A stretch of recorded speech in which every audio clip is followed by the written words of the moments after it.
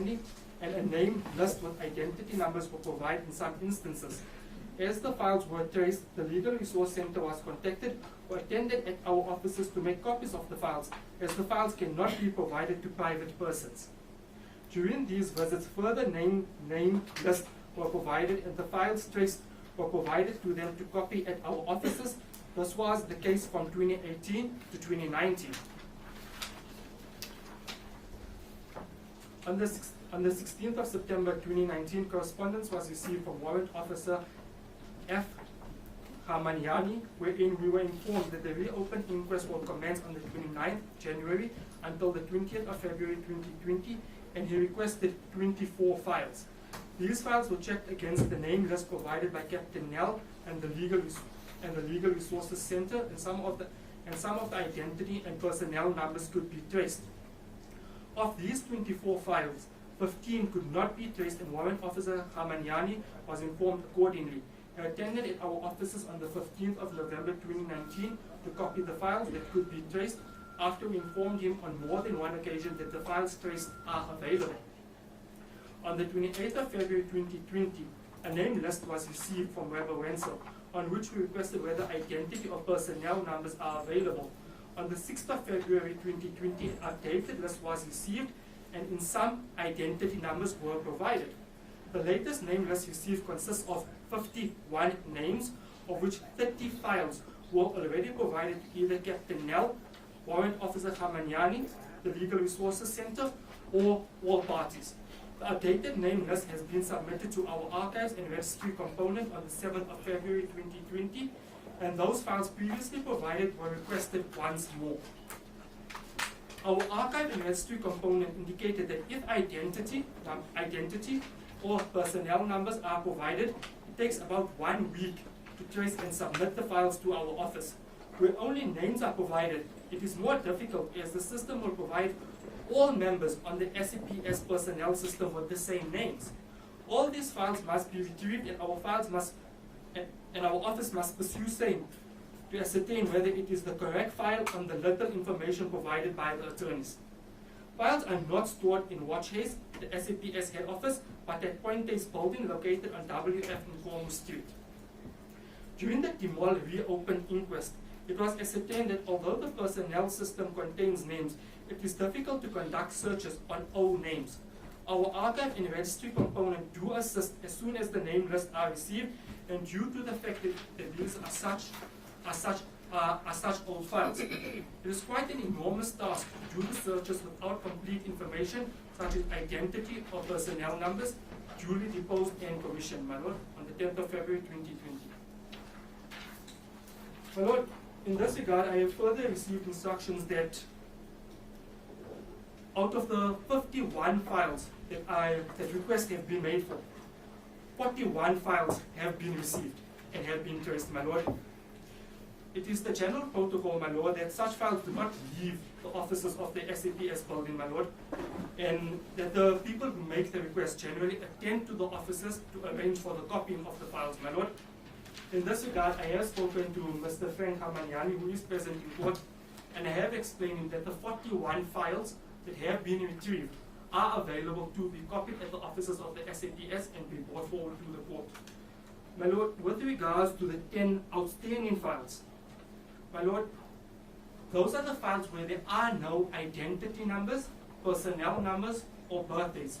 As such, the time taken to search and retrieve such files, my lord, is lengthy. They are undertaking the process of retrieving the further 10 files, my lord. However, the court just has to bear with the time and the protocol set in place and the processes there to retrieve such files. My lord, while on the very same topic, my lord, there's just a further address I wish to make to this court in relation to the submissions made on Wednesday, my lord. Wednesday last week being the 5th of February, my lord. My lord, it was stated that a member from the legal department of the SABC attended to the Timol proceedings. My lord, it's my instruction, and I read it out to the court, that it was in fact an official. It was stated that an official from the records attended to the Timol proceedings, my lord. It was in fact the deponent of the very same affidavit who attended to the demol proceedings, my lord. The General Fullerveld attended herself, my lord.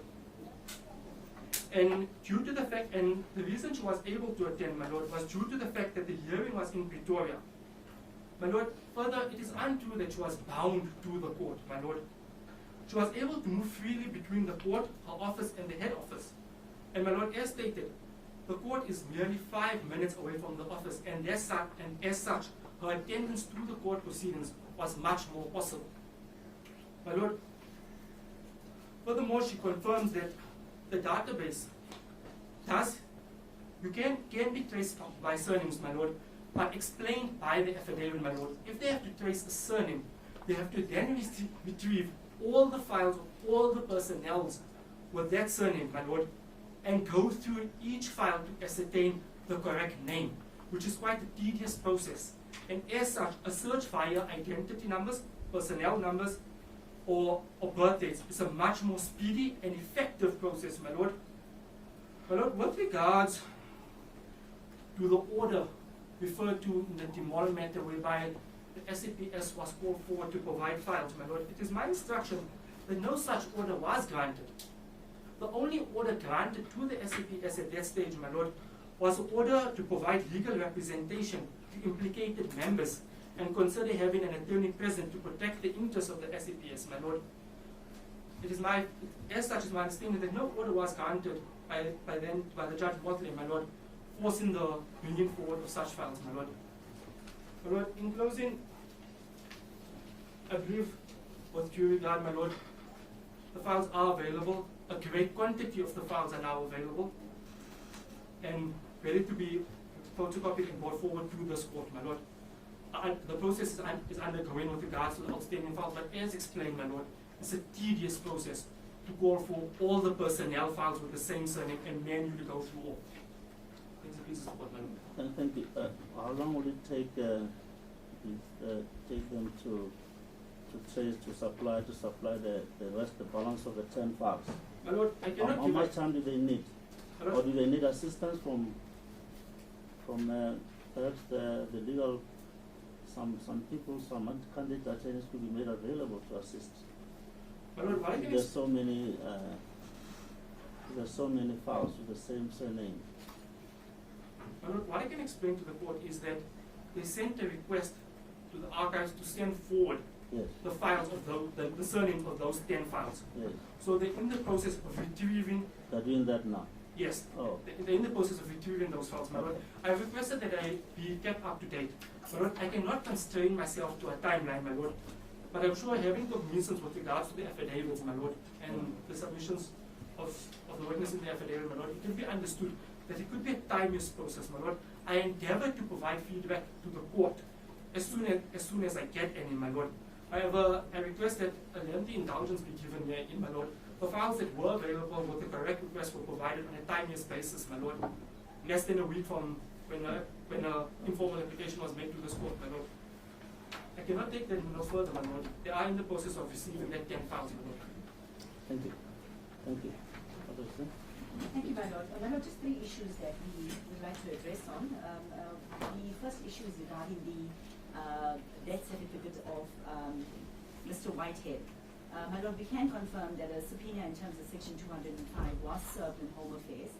The return date for the information has been set for Friday, the 14th of February. Yeah. Should the information not be forthcoming, my lord, the return date has been set for the 28th of February. We are hoping that we will be able to obtain a Section 212 affidavit from the Director of Home Affairs by Friday. This coming Friday? Yes, my lord. My lord, then the second issue regarding the reel, in respect of the evidence of the witness that is going to be led today, we can confirm arrangements have been put in place for the confirmation to ascertain whether we'll be able to transfer the information onto a tape, which will then allow us to be able to listen to it. The issue had arose regarding oxidization. There's some technical process that has been an issue that has been raised, but we are in the process of dealing with it, and we hope that by Thursday this week we'll be able to give the court some good news regarding the audibility of the tape. Okay. My Lord, the last issue regarding the address by my learned friend, my Lord, we could just confirm in terms of paragraph 3. of his affidavit by General Conrad. In fact, the files that were requested in respect of Dr. Hafiji, that is another reopened inquest in KwaZulu-Natal, only one file was received. My Lord, it is enlightening to know that despite the fact that we hear that there are difficulties and that it is tedious, it is not impossible, which is great to know in respect of files which we will be requesting in other matters. My Lord, regarding the copies, Warrant Officer Kamanyani has been informed to attend to the copies ASAP, my Lord, so we will have the files, the copies in our possession as soon as possible. Thank you, my Lord. Thank you. I'm sure we can now proceed with or you want to say something? Anything else about this affidavit? No, Lord, we have no submissions to make on the affidavits. Thank you. Affidavit H1. Thank you. You may proceed. As the court pleases. My Lord, our witness for today is Mr. Paul Francis Erasmus. And perhaps before he's called to the stand, with the leave of the court, may I hand up his affidavit, which we have marked as G29.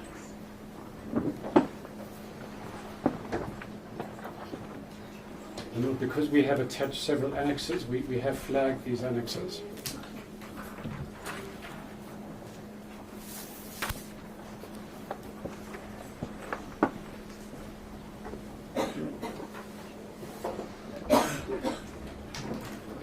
With the leave of the court, we'd like to call to the stand Mr. Paul Francis Erasmus. Thank you.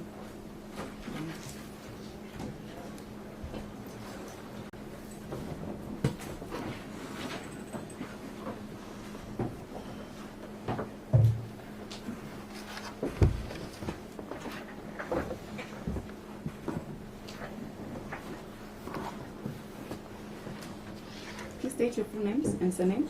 Paul Francis Erasmus. Do you have any objection taking the oath? None whatsoever.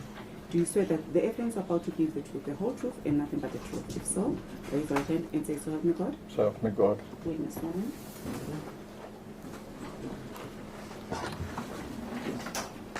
As the court pleases. Mr. Erasmus, before we begin, do you confirm that you made out an affidavit, which you in fact signed this morning, the affidavit which we have just handed up, and I believe you have a copy with you. Copy.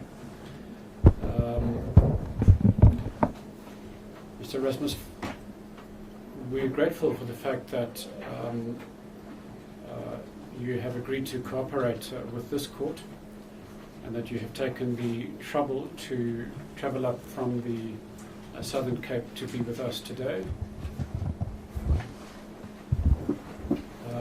I'm also aware that currently your health is not in a great state, and that moreover you have a problem with your throat.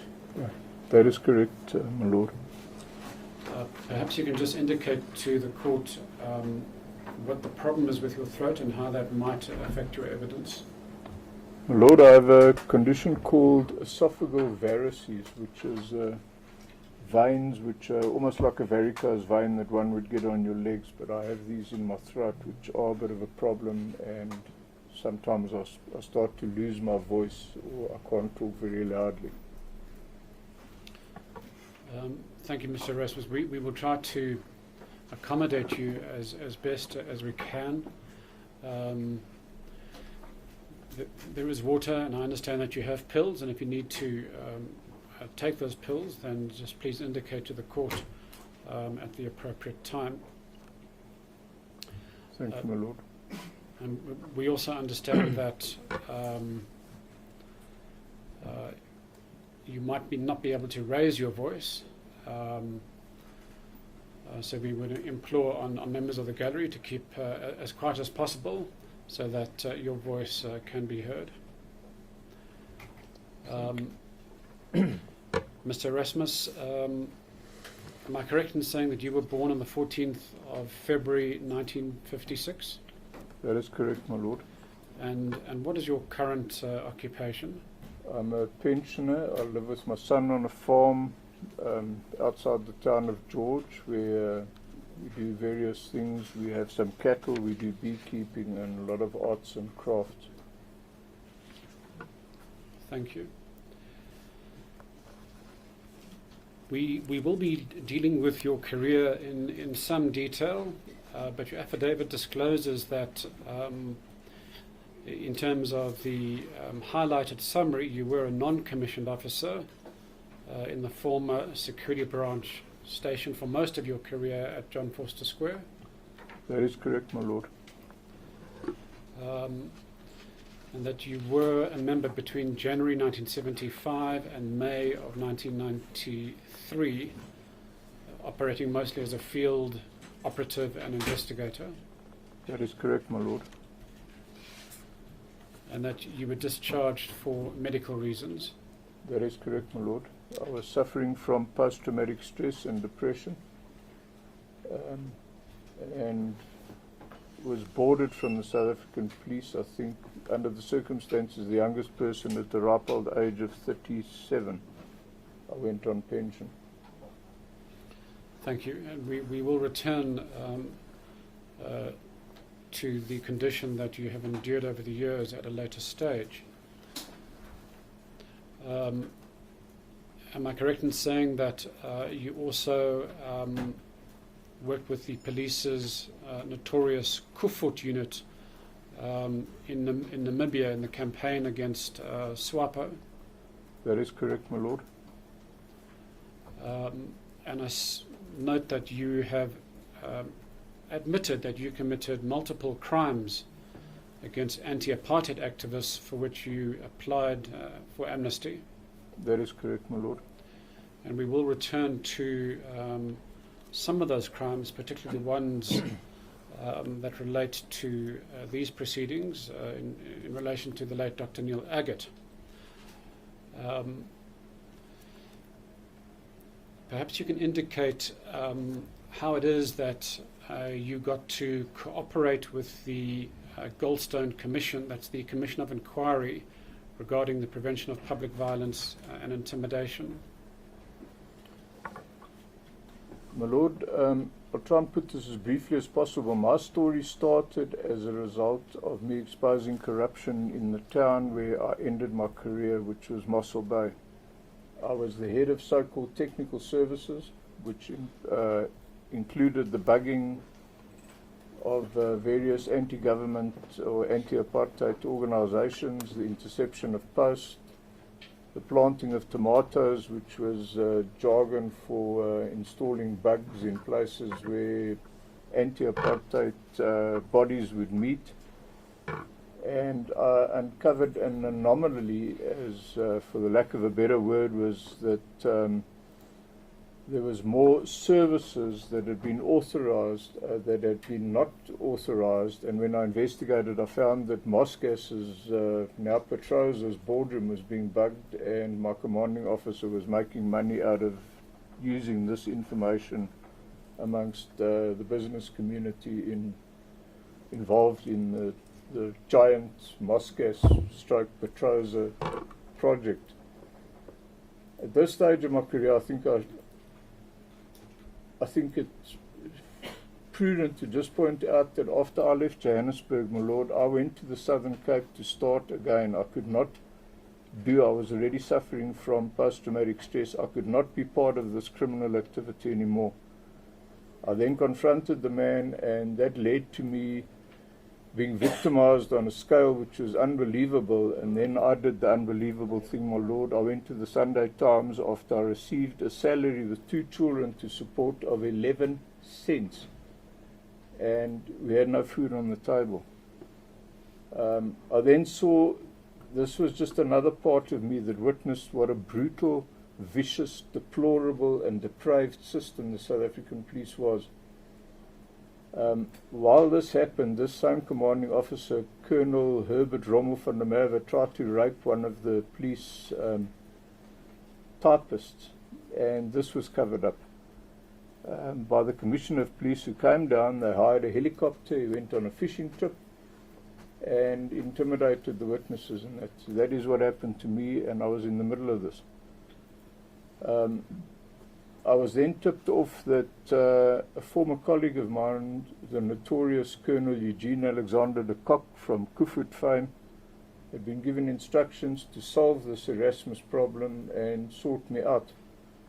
At that time, the Cadessa talks were on the way, and the tip-off that I received was that they would put a limpet mine under my car and blow me and my wife and 2 children to smithereens and blame it on the ANC.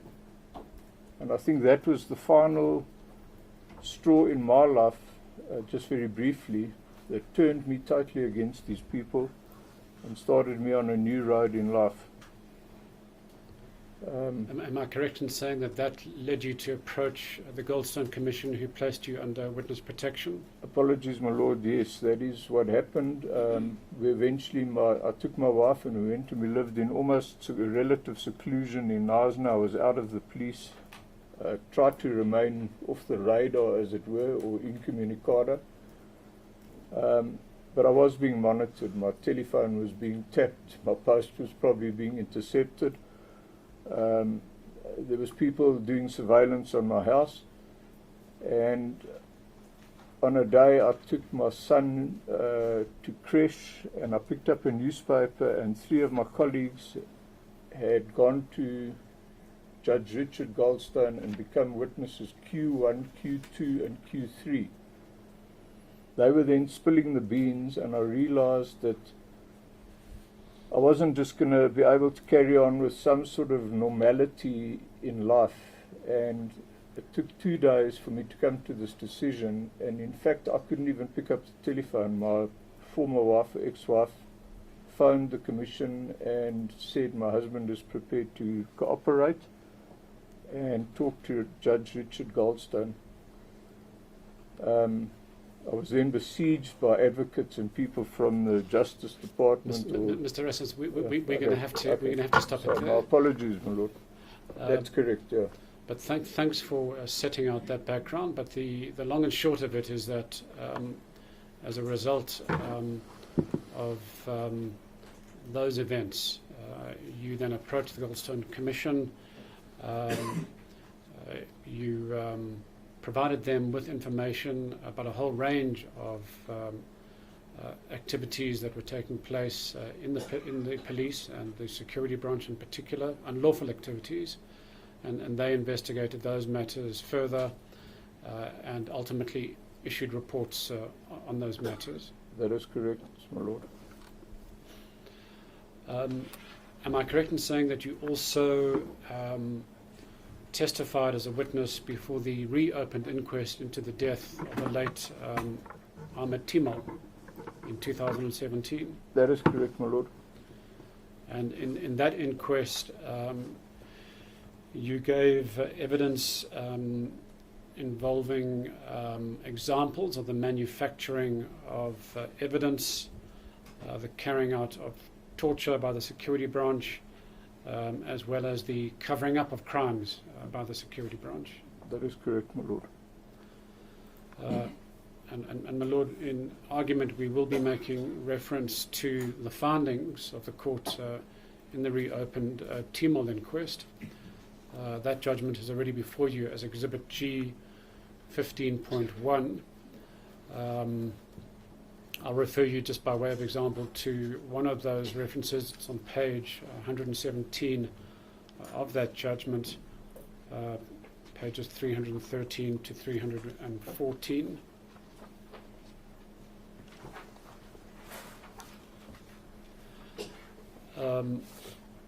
Mr. Erasmus, am I correct in saying that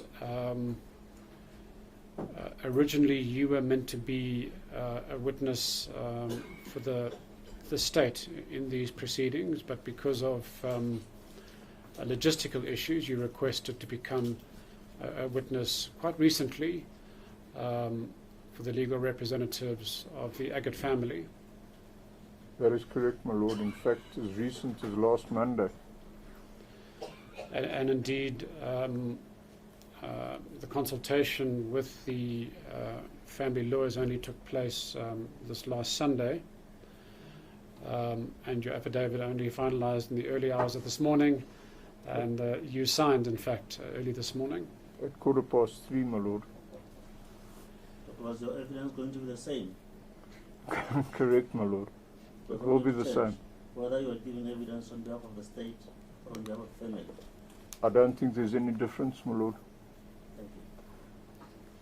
Thank you. You mention in paragraph 7 of your affidavit that when you left the police, you decided to keep several documents, including casebooks. Can you indicate to the court why you decided to take that step? My lord, I've already indicated that I was in a conflict situation with the security branch, and there was one thing that I needed was my personal file and the contents thereof, which I felt might serve me well in the future. The reason that I had top secret documents in my possession at home was simply that as a Stratcom operative, which I believe we're going to talk about at a later stage, I did a lot of work. I was an absolute workaholic. I used to, because of international contacts, I'd work late at night, so I would take a lot of secret documents home with me. And as we all probably know, when the Inquest scandal happened and all of these operations started to be supposedly closed down, I just never got around to destroying these documents or taking them back.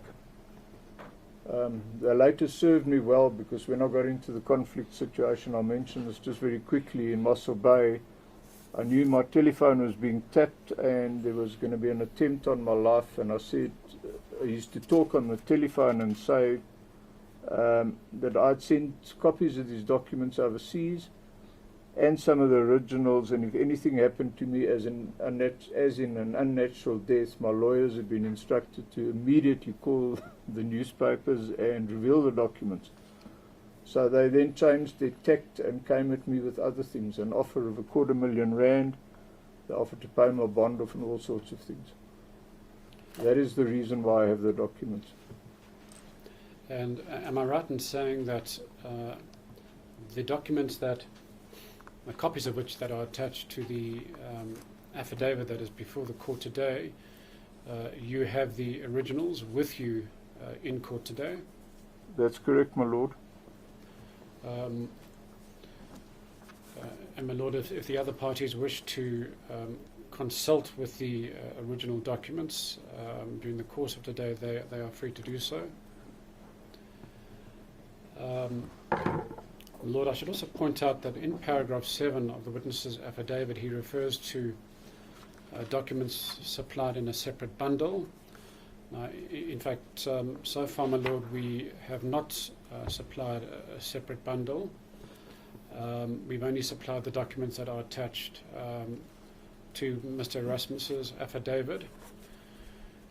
We as yet haven't had the time to closely examine all the documents that Mr. Erasmus brought with him. We have noticed that some of the documents are not directly relevant to these proceedings, and we don't wish to burden this court with paperwork that is not directly relevant. So we may or may not supply the additional bundle, depending on our determination of relevance. Mr. Erasmus, you point out that had you been able to make the logistical, as in adequate transport arrangements with sufficient time in hand, you could have brought many more documents with you to Johannesburg, but you were not able to do so because of the last-minute arrangements. That is correct, my lord. Perhaps you can just give a rough indication as to the extent or number of documents that are potentially relevant.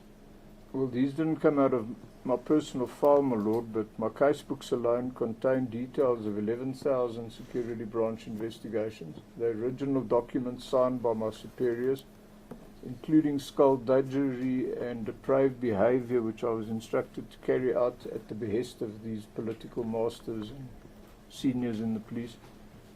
There is, I think, something in the region of 18,000 pages of original documents, most of which have the top secret stamp on them, and which I've carried around with me in various forms for many years. They've been buried, hidden in a forest. The rest I won't divulge, my lord. So buried in a forest. So, I mean, where are they? At home. They're at, yeah, effectively they're at home. I live on a farm. Right, Mr. Erasmus, one can understand that you wouldn't want to divulge the exact location. Can we now turn to your early career? You suggest in your affidavit that you matriculated in 1975. 74. Sorry, 74. And you were then immediately conscripted into the South African Defence Force, but you sought alternatives to military conscription. Can you just indicate why you sought alternatives and what option you eventually took? My lord, I, like most young white South African males that had to do military service or face imprisonment, I looked for every possible avenue out of this, and I applied for what seemed the cushiest position, was to be sent to the South African Navy, where you were treated with a semblance of civility, whereas in the army you were treated less comfortably. My call-up papers, however, arrived, and I'd been sent to Potchefstroom, which immediately reduced my late mother to tears, and because my father had been stationed in Potchefstroom, and she regarded this as something of a hellhole, and I was quite desperate because I really didn't want to go to Potchefstroom. A friend of mine had joined the South African police, and just in a nutshell, the difference between going to Potchefstroom for 18 months, if I joined the South African police, I could go to a more civilized Pretoria, or so I thought, for 5 months being a matriculant and do police training, and then I would be able to leave within a year. And those were my intentions at that moment in time. So I then joined the South African police, my lord.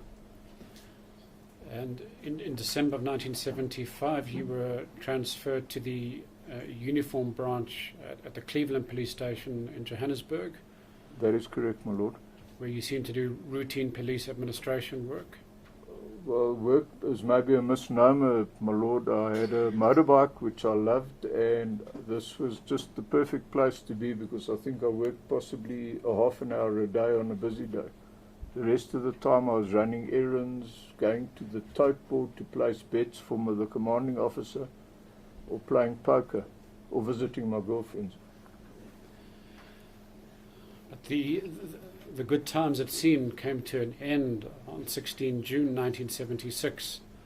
Can you indicate to the court what happened on that day and the following days?